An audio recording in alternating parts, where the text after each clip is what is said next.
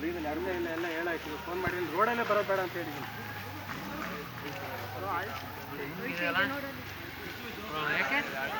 ರೋಡಲ್ಲೇ ಬರೋದು ಬೇಡ ಅಂತ ಯಾವ